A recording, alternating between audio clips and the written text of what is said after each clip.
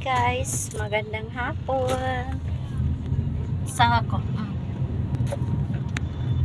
Punta kami ng SM ngayon. I-blow out niya ako. Ewan ko, kahapon pa to eh.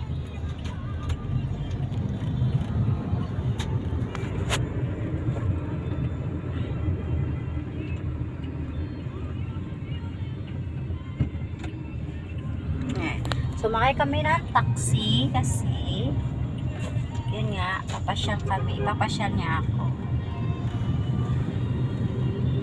Ay, gano'n.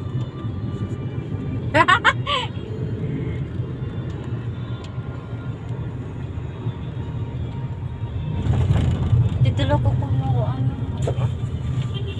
Alin? Diwan ako po.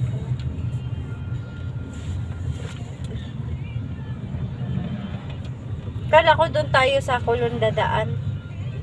Tulun ka pa ng ito na doon ang taxi. Hindi lalakad pa tayo doon.